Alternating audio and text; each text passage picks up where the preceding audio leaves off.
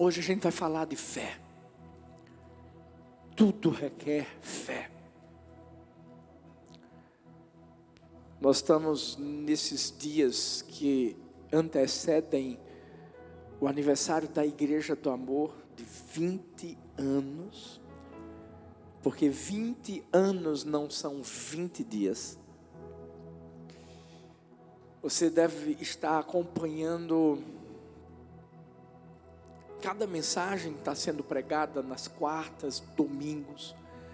Nós estamos fazendo uma tour em cada lugar onde a gente passou.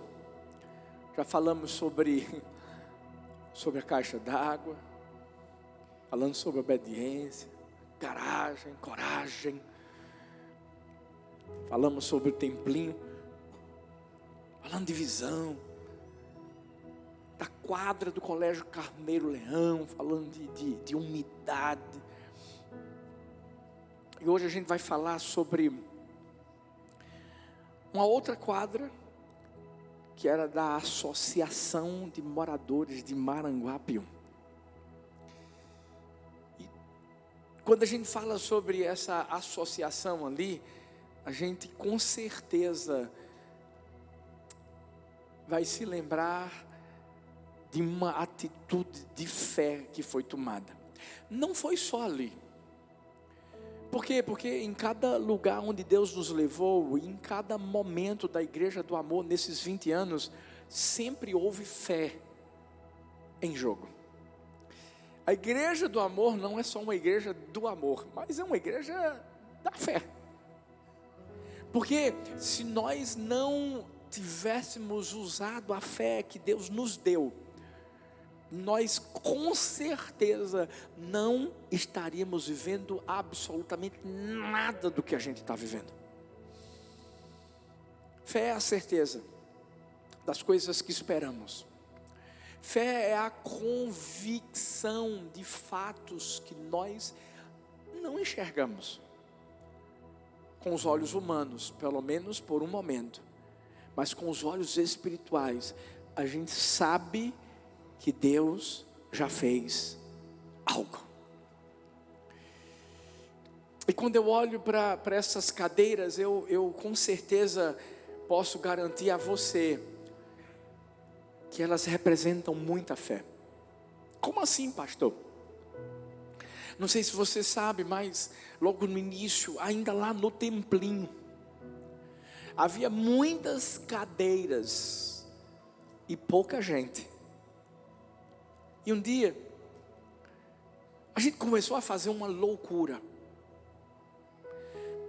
Eu disse assim: na hora da blitz do amor, eu quero que você vá em uma dessas cadeiras. E você vai lá falar com a pessoa que você crê que está lá. Então era mais ou menos assim, na hora da blitz, a gente corria para dizer: tudo bom, como é que você está? Você é daqui mesmo? É da região? Tua família veio? Que alegria ter você aqui. Volta sempre, em nome de Jesus. Tinha um portão bem grandão na lateral da igreja nessa época. Isso possibilitava as pessoas que passavam na rua olharem para a gente. Falando com quem? Com a cadeira. E com certeza, quem olhava pensava assim: é doido. Que povo mais doido é esse? Havia pessoas, havia mulheres que botavam Bíblia do lado. E se alguém inventasse de querer sentar, a mulher dizia: não tem gente. Aí, mas quem é? Não, é meu esposo, pela fé ele está aqui, em nome de Jesus. Ah, que loucura. A loucura deu certo. Você sabe por quê? Porque o que a gente faz com fé dá certo. Mas onde é que tem na Bíblia que a gente deve fazer isso? A Bíblia diz que a gente tem que chamar a existência o que não existe como se já existisse. E aí, é por isso que a gente começava a fazer isso. É por isso que a gente começava a dizer assim: e que venham as multidões. Bora, e que venham as multidões. Por isso que a gente começava a declarar, de Paulista para o mundo, vai se preparando. E eu lembro como se fosse hoje. Eu dizia assim, o mundo vai vir para Paulista. Eu lembro que tinha pessoas que vinham com outras que já eram daqui. E uma das perguntas clássicas que era feita, sabe qual era? Era assim, como é que tu sai da tua casa e vai para um lugar tão longe? Quando a pessoa chegava, aqui, não era nem aqui no complexo. Era lá no templinho, ou depois lá na quadra, ou depois no Alta Unção, ou até na associação. Deixa eu te dizer, aí a pessoa começava a entender. E eu ria por dentro. Porque daqui a pouco a mesma pessoa, teve uma vez que uma pessoa chegou para mim e disse, meu Deus, não sei como é que minha amiga me trouxe até esse lugar, longe pra caramba. Eu disse, calma, tu vai ver. Ela veio no domingo, mas daqui a pouco, no outro domingo, eu estou passando e vejo quem? Ela. Eu disse, voltou, foi. Eu aprendi que tudo aquilo que a gente declara com fé, que está ali no coração de Deus, ei, vai acontecer. Foi muita fé para a gente poder declarar que essas pessoas viriam, e aconteceu. Mas teve um outro episódio também que demonstra tanto a fé que a gente precisou ter em um dos momentos mais difíceis para a gente. Foi quando a gente saiu da quadra do Colégio Carneiro Leão e a gente veio para a associação. Como foi isso, pastor? Se você não sabe, uma promotora tirou a gente daquela quadra. E eu entendo muito bem hoje. E eu vou te dizer como eu queria receber ela aqui na igreja, só para dizer assim, obrigado. Que Deus usou essa mulher de uma forma tão linda. Ela não sabe não, mas Deus usou ela tão profundamente, de uma forma tão poderosa. Porque é isso que Deus faz. Quando Deus quer mexer com nossa fé, Ele usa quem Ele quer, até a gente pensando que é algo ruim. Porque eu pensei, eu não sei se pastora Jás, pastor Gustavo se lembram que eu chamei os líderes da igreja, disse, gente, todo mundo para a igreja hoje, vamos orar, vamos repreender, o diabo está se movendo, o diabo está querendo, impedir a obra, tal, isso, aquilo, outro, botei todo mundo para orar, e a gente lá no templinho orando, quebrando tudo, e pá, aí depois que ele fez tudo isso, Deus chegou e disse assim, quem foi que disse que foi o diabo, filho? Fui eu. E era Deus cutucando a igreja do amor com vara curta, para a gente poder viver o propósito que Ele tinha para essa igreja. Talvez você está reclamando porque parece que está dando alguma coisa errada na sua vida. Não está dando não, é Deus. Cutuca a pessoa que está perto de você e diz assim, é Deus. Fala para outra assim, cutuca e diz assim, é Deus. Fomos para a associação. Como é que a gente chegou lá? Sabe como? O culpado, meu filhão Washington, fica de pé aqui, fica de pé, esse aqui, colaborador da igreja, uma bênção. Ele era o vice-presidente da Associação de Moradores de Maranguapium. E ele chegou assim, paizão, quer usar a quadra? Pode usar, a gente libera. Obrigado, filho. Aí eu disse, maravilha, bora usar, vamos com tudo. Mas depois é que a ficha caiu. A quadra não tinha teto. Sabe aquela musiquinha daquela casinha que não tinha teto, não tinha nada? Era a quadra. Aí eu disse, peraí, a quadra não tem teto. E eu lembro que a gente já fez alguns cultos especiais lá. Ei, Natal, Ano Novo, até de aniversário. Eu lembro que um ano novo, estou eu lá pregando, empolgado, trazendo a palavra profética para tal ano. De repente começou a cair um toró. Você sabe o que é que o povo fez? Isso aqui, ó.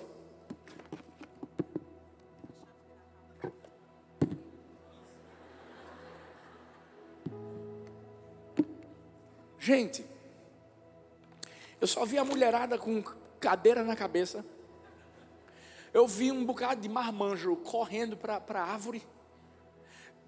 Do outro lado tem uma pista. Quem já morou lá em Maranguapium sabe o que eu estou dizendo. O povo correndo lá para os restaurantes, para as lanchonetes, tudinho. E eu lá pregando.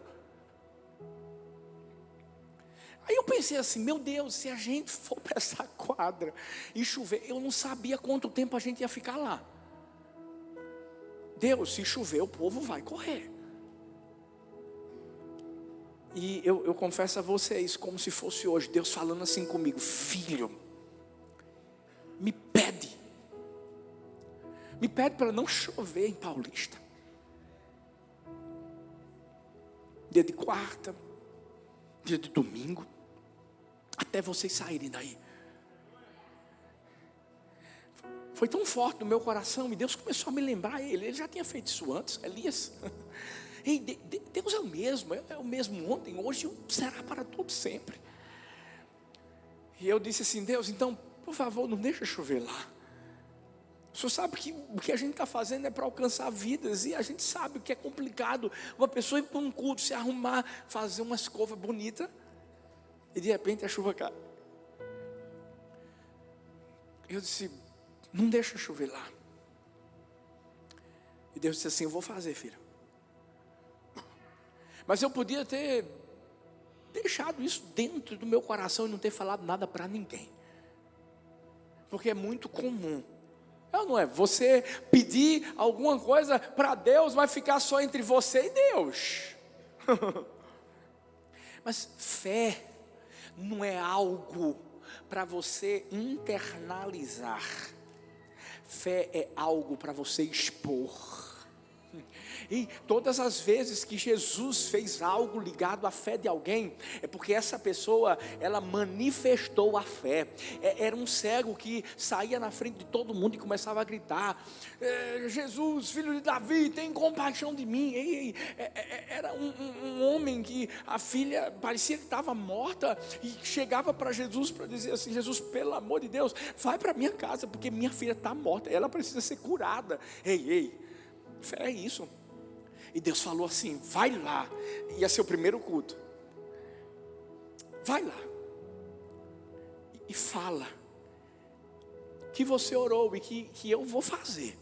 Não chove em Paulista dia de quarta, dia de domingo, enquanto a igreja do amor estiver nessa quadra. E eu falei. Eu não sei quantos lembram quem estava lá, mas eu disse: ei, é o seguinte, eu sei, a gente vai passar um tempo aqui, tem calma. Eu sei que você está um pouco preocupado, se chover. Não, a gente já orou. Deus disse que não chove em Paulista, dia de quarta, dia de domingo, até o dia que a igreja do amor sair desse lugar. E a igreja do amor pegou fogo. Aleluia, glória a Deus. E lá no meu coração, eu só estava assim: paizão, tá vendo, né? A reação do povo, vamos com tudo. Mas sabe o que é que eu amo em Deus? É que Deus não é homem para que minta, nem filho de homem para que se arrependa. Quando Ele diz que vai fazer, é porque Ele faz. Ele faz. E foi isso que aconteceu. Passamos alguns meses lá, não foi, filhão? Não choveu dia de quarta, não choveu dia de domingo. Choveu no sábado. A gente inventou de fazer um culto dos homens e das mulheres. Iríamos colocar os homens no templinho e a mulherada na quadra, porque é mais mulher. Cai um toró nesse dia, pense numa chuva. Tivemos que botar as mulheres no templinho, os homens foram para a casa da Vitória.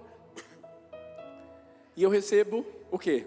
Mensagem, dizendo assim: pastor, faltou incluir o sábado. Por que eu estou contando essa história? Porque ao longo desses 20 anos, A Igreja do Amor sempre teve que viver pela fé. E não é diferente com você. Quais são as situações que você tem vivido e que Deus está justamente permitindo que você viva só para que você use sua fé? Hoje eu quero mostrar para mim e para você o quanto é importante usarmos a fé que Deus nos deu. Isso me faz lembrar da história de uma mulher, cujo nome não é declarado na Bíblia, mas ela é conhecida como a mulher cananeia. Eu não sei se você se lembra dessa história, mas essa mulher, ela foi desesperada até Jesus, porque a filha dela estava endemoniada, estava debaixo de uma escravidão, presa pelo diabo. E quando essa mulher se coloca diante de Jesus, ela quer mostrar o que é que estava acontecendo. Mas sabe o que é que Jesus fez? Ficou em silêncio. Não existem momentos na nossa vida que a gente está clamando, e Jesus está em silêncio. E o que é que a gente pensa na nossa humanidade? Ele não está nem aí para mim, ele não se preocupa com aquilo que eu estou vivendo. Olha aí, está vendo? Não está falando nada. Eu acho que ele está dizendo não. Mas a verdade é que eu tenho aprendido que o silêncio de Deus é pedagógico. Existe sempre algo que Deus quer nos ensinar através do silêncio. E se tem uma coisa que eu tenho certeza que é a primordial, por conta do que eu já vivi na minha vida, Ele quer, sem dúvida alguma, nos esticar e fazer com que a nossa fé seja ampliada. Ele quer que a gente mergulhe no oceano da fé, a ponto de não desistir, a ponto de não deixar de crer, a ponto de continuar confiando nele. Por isso que ele não falou nada para aquela mulher, mas aquela mulher não parou de clamar. E os discípulos vão até Jesus para dizer: Jesus, a gente vai enxotar essa mulher, a gente vai botar ela para longe de ti, porque está incomodando. Mas é nessa hora que essa mulher chama a atenção de Jesus. Sabe por quê? Porque se tem algo que chama a atenção do coração de Deus para mim e para você, é a fé. Você quer chamar a atenção de Deus? Deixa tudo parecer que saiu do controle. Continua dizendo que confia nele. Porque o choro pode durar uma noite, mas a alegria vem pela manhã. Sabe, quer chamar a atenção de Deus? Quando tudo estiver simplesmente ruim, quando você pensar que está na pior, fica firme, porque essa mulher fez isso. Sabe o que ela fez? Ela chegou para dizer assim: Senhor, minha filha, ela precisa ser liberta. Jesus diz assim para ela: eu não posso dar o pão dos filhos para os cachorrinhos. Eu sei que humanamente falando, parece que Jesus estava deixando ela assim, sabe, escanteada, humilhando-a. Mas não. Jesus estava cutucando ela. É como se Jesus dissesse assim: bora, filha, eu sei que vai sair mais desse coração aí. Você tem que dar uma lição para todo mundo aqui, ó. E por isso que essa mulher vai dizer assim: mas os cachorrinhos comem das migalhas que caem da mesa. Em outras palavras, ela disse assim: Jesus, pode até ser algo pequeno que vai cair da mesa, mas se está vindo da tua mesa, vai mudar a minha vida, vai transformar a minha história.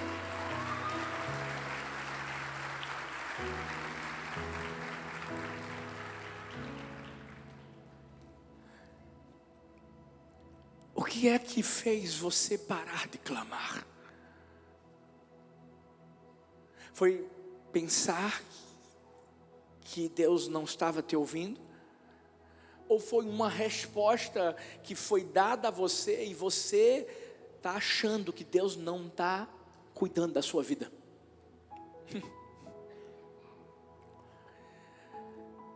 Você quer chamar a atenção de Deus? Ei, fica firme. Por isso que Jesus teve que olhar para ela e dizer assim: meu Deus, essa mulher é uma mulher de fé. Ei, eu estou falando de uma cananeia. Eu estou falando de alguém que era considerada gentil.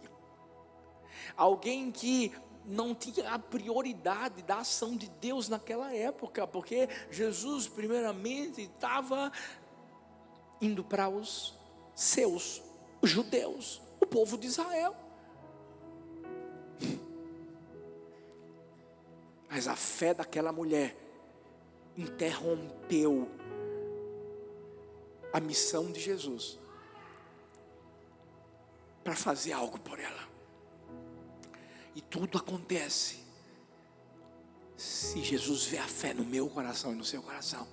Tudo que a gente tem vivido como igreja do amor, tudo que a gente tem vivido como igreja do amor, filhos, é a fé de todo mundo aqui, ó.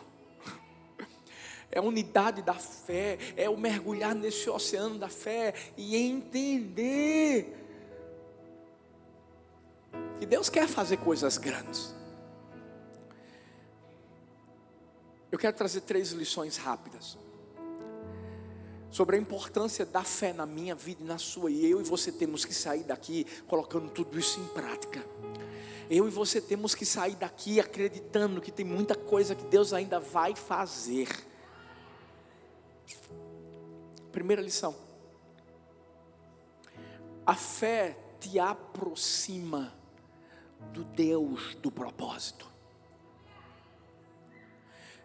Tem gente que quer primeiro se aproximar do propósito de Deus, achando que está fazendo a coisa certa. Porque quando a gente fala de fé, qual é o pensamento que vem na nossa cabeça? Ei, promessa, viver uma promessa, ei, viver uma bênção, viver um propósito. Fé tem a ver com isso, tem. Mas tem gente que está invertendo a ordem dos fatores. Primeiro, a fé nos aproxima de Deus, do Deus do propósito. Quando a Bíblia fala que sem fé é impossível agradar a Deus, porque importa que aquele que se aproxima dele creia que ele existe e que ele é galardoador, abençoador dos que o buscam. Para pensar, a Bíblia só fala da bênção no fim do versículo, mas o que é que vem antes? A aproximação do Deus da bênção. Por isso que tem gente que quer a bênção, por isso que tem gente que quer a cura, por isso que tem gente que quer a restauração, por isso que tem gente que quer um milagre, e quando alcança tudo isso, foge. Estou mentindo? Não. Mas quando nós entendemos que o mais importante não é o propósito, nem a promessa, é o Deus do propósito. Por isso que Abraão, filhos, ele estava disposto a sacrificar o próprio filho.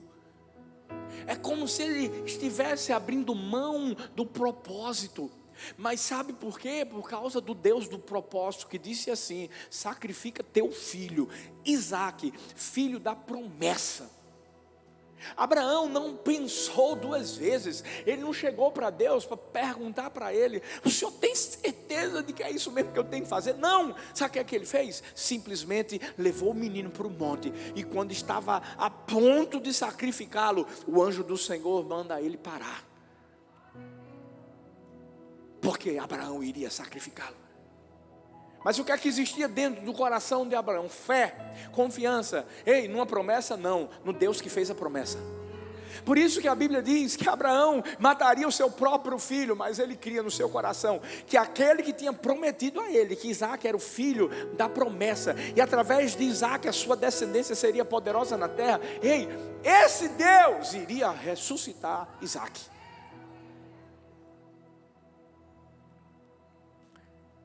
Você está pronto para abrir mão do propósito, para ficar com Deus de propósito? Ou você só quer uma bênção de Deus?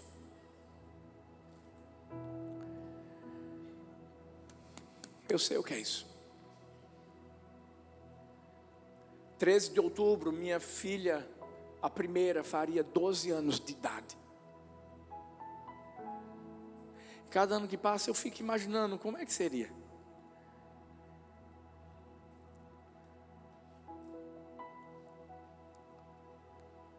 Sabe, esse tempo passou.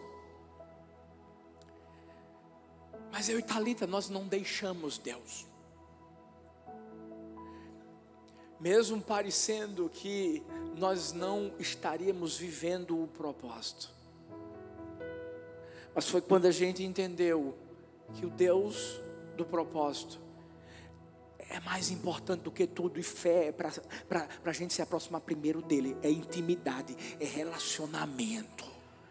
Para você confiar de verdade nele, custe o que custar, aconteça o que acontecer. Deus levou ela, mas ele continua aqui com a gente, e o propósito continua sendo realizado. Vidas, mas vidas sendo alcançadas. Mas você acha que o propósito é só isso aqui? Não. O propósito não é apenas vivermos o que a gente vive aqui. O propósito maior é lá no céu. Um dia eu vou ver minha pequenininha, mas eu não vou só. Eu vou com um bocado de gente que foi alcançado porque um dia aconteceu o que aconteceu na minha vida, na vida de Thalita. Por isso que essa é a primeira lição da fé. Ela não vai te aproximar de uma promessa, vai te aproximar do Deus da promessa. Para você entender que Ele é mais importante do que qualquer coisa. Por isso que fé não está intimamente ligada a algo, mas a alguém. E não importa se há silêncio de Deus na sua vida. E também não importa se existe um não de Deus na sua vida. O que importa é que dentro de um não de Deus sempre haverá um sim dele escondido, e que vai se manifestar na hora certa e do jeito certo. Sabe por quê? Porque o choro pode durar uma noite, mas a alegria vem pela manhã. Aí sim vem a segunda lição da fé. Porque primeiro a fé nos aproxima do Deus, do propósito, mas em segundo lugar ela faz a gente viver o propósito. Aí vem o propósito. Por isso que aquela mulher viveu o propósito, viu a filha curada, liberta. Por isso que Abraão viveu o propósito. Isaac, foi substituído por um cordeiro que simbolizava Jesus, que seria enviado, que morreria por mim e por você, e que traria salvação à nossa vida.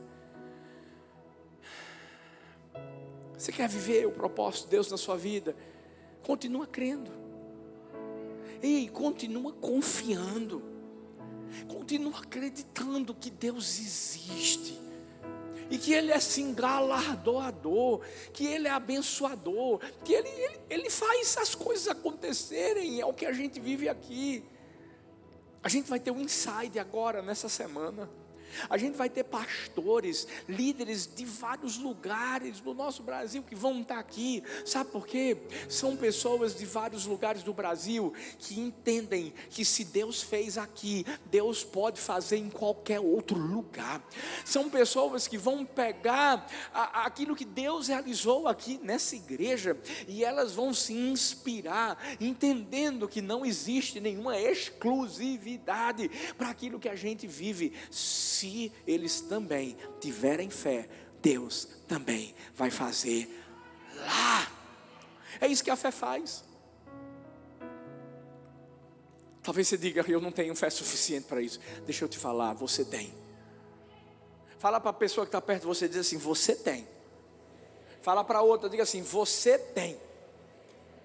Primeiro, porque fé é um dom de Deus. Fé é um presente de Deus. Ah, pastor, mas eu não mereço a fé. Não merece mesmo não, mas Ele dá. Ah, pastor, o que é que eu faço para ganhar fé? Não faz nada, é de graça, Ele já te deu. Então você diga assim: não, pastor, mas é porque o senhor não sabe, eu sou ateu. Eu vim aqui só para dar uma olhadinha assim no culto, como é que é. Até você tem fé. Porque até para não crer em Deus, meu amigo, tem que ter muita fé. Pode ter certeza. E Deus já nos deu essa fé. Para quê? Para a gente vivê-la. E por que eu não vivo? Porque não usa. Não usa. Tudo que Deus nos dá é para a gente usar. E se a gente usar, a gente vai viver. Quando a gente falava para as cadeiras, é alguém que vai estar aí, ó. A gente estava usando a fé. Quando a gente disse: não vai chover em Paulista, dia de 4, domingo, a gente estava usando a fé. E em todo tempo, em cada lugar onde nós passamos, para adquirir esse terreno, para abrir cada igreja, para fazer tudo o que a gente faz aqui, filhos, é a nossa fé em unidade. É só você usar. Como é que eu uso, pastor? Simples. Abre a boca. Começa a chamar a existência o que não existe, como se já existisse, para a sua vida, para a sua casa, para o seu corpo, para os propósitos de Deus, os sonhos que Ele tem para você. Ah, pastor, mas eu vou parecer um louco. É isso mesmo. Fé é loucura. Porque só alguém muito louco para dar um cupezinho ao redor de uma muralha, de uma cidade chamada Jericó, e depois gritar e crer que a muralha ia cair. Só alguém muito louco para achar que vai começar a caminhar em direção a um mar e o mar vai se abrir. Só alguém muito doido para pegar 5 pães e 2 peixes e dizer assim: bora, senta aí, porque vai dar comida para todo mundo. Eu passaria a noite toda aqui falando de um bocado de loucura de fé. Mas sabe qual é a próxima? Aponta para o seu irmão: é a sua. Fala assim: a próxima é a sua. É a sua. Quem está comigo aqui, igreja do amor? A próxima é a sua. É usar. É acreditar. Mas o diabo vai tentar fazer você parar. Pode ter certeza disso. O diabo não quer que a gente use fé. Ele quer que a gente viva na dúvida. Por isso que a terceira lição, que é uma das mais importantes para a nossa vida relacionada à fé, é que a fé faz a gente ficar firme no propósito. Faz a gente chegar lá onde tem que chegar. Mas por que o Senhor está dizendo que a fé faz a gente ficar firme? O Senhor acha que se eu esfriar na fé, eu não consigo chegar lá? É isso mesmo, não consegue. Porque houve um povo, eu estou falando do povo de Deus, que estava indo em direção à terra que manava leite e mel. E tem um momento em que espias sobem, olham a terra, acham bonita, mas 10 espias disseram, não vai dar. E sabe o que foi disseminado? Incredulidade, dúvida. Se tem uma estratégia que o diabo usa, uma arma que o diabo usa para esfriar a nossa fé e impedir de a gente continuar caminhando em direção ao propósito de Deus, é a dúvida. Quando a Bíblia fala sobre dúvida, que a gente tem que pedir algo a Deus, mas não duvidando, porque o que duvida é como a onda do mar, levada de um lado por outro, por qualquer ventinho, pá. O que o diabo quer é que a gente alimente a dúvida na nossa alma e a gente simplesmente deixe de usar essa arma poderosíssima que Deus nos deu. Palavra pequena, mas que tem muito poder, fé.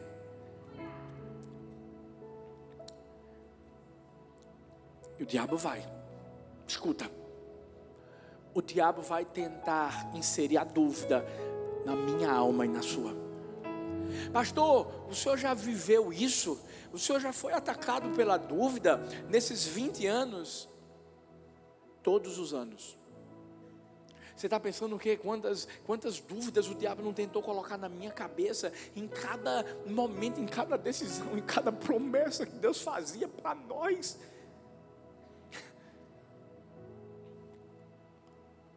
Sabe quando eu dizia, dia 5 de agosto, a gente vai estar aqui, eu não renovei o contrato lá do Alta Unção, não tinha mais lugar para a gente ir não, filho.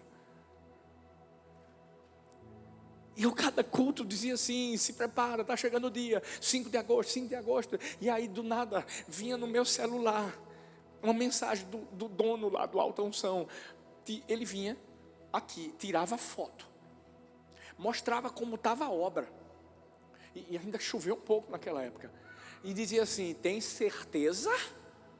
Bora renovar esse contrato, homem. E eu dizia assim, dia 5 de agosto, e eu quero ver você lá. Você está pensando que não vinha dúvida? Vinha. Em todo tempo, em todo momento, em cada decisão. Aí quando o senhor orou dizendo que não vai chover, veio dúvida? Claro! Mas eu aprendi uma coisa: alimentar a fé e não a dúvida. Porque se eu começar, como é que a gente alimenta a fé no coração, pastor? Abrindo a boca, falando, profetizando, declarando, ligando na terra aquilo que a gente crê que já está ligado no céu. E é nessa hora que você vai vendo o quebra-cabeça se montando e as coisas acontecendo. O problema é quando você alimenta a dúvida através do que você ouve. Você quer ver uma coisa? Jairo estava indo para a casa dele, mas chegou lá, as pessoas sabiam e diziam isso para ele: tua filha morreu. Sabe, quando você está cercado de pessoas que infelizmente só trazem dúvida para a sua alma, é isso que você vai viver, porque essa é a alimentação que você está recebendo. Agora vai para a palavra. Ouve a palavra. Quanto mais você se enche da palavra, mais sua fé, ela é ampliada. A fé vem pelo ouvir, e ouvir a palavra de Deus, e quando você ouve, você declara. Por isso que a gente continua declarando, é de Paulista para o mundo, é de Paulista para o mundo. Hoje eu quero convidar você a mergulhar no oceano da fé, a ponto de você se molhar todo e não ter como a dúvida te dominar. Mas você vai precisar fazer uma coisa: viver o processo. Andar no caminho do processo. Qual é o caminho do processo? Primeiro, você se aproxima dele. Depois, você se aproxima do propósito. Para permanecer firme, porque não vai ser fácil não. Mas você vai conseguir. Fique em pé no seu lugar. Eu quero encerrar contando a história de um barbeiro que estava cortando o cabelo de um cliente, e esse cliente começou a falar de Deus para ele. O barbeiro estranhamente começou a ficar incomodado, e quando acabou de cortar o cabelo do rapaz, disse assim: você de verdade crê em Deus? E aquele homem disse assim: claro que eu creio. Por que eu não creria nele? E aquele barbeiro disse assim: se Deus de verdade existisse, a gente não estaria vivendo o que a gente vive no mundo. Olha quantas pessoas estão vivendo aí, infelizmente, deixadas de lado. É tanta morte, é tanta fome, é tanta miséria, é tanta tragédia, é tanta coisa ruim que acontece. Aquele homem começou a analisar o que o barbeiro estava falando. E quando ele estava pensando nisso, ele olhou para fora e percebeu que havia um homem bem maltrapilho, com um cabelo enorme, com uma barba toda desgrenhada. E na hora, o Espírito Santo de Deus trouxe um insight para ele. E aquele homem disse assim: se você não acredita em Deus, eu não acredito em barbeiros. Não existem barbeiros. E o barbeiro olhou para o homem e disse: como assim? Eu acabei de cortar seu cabelo. Não. Você quer ver uma coisa? Olha lá para fora. Você está vendo aquele homem? Olha o cabelo dele como está. Olha a barba dele como está. Ei, se existissem barbeiros, ninguém viveria com cabelo grande, nem com a barba dessa forma. Aí ele disse assim, o barbeiro disse: não, calma, peraí. O único problema é que esse homem nunca me procurou.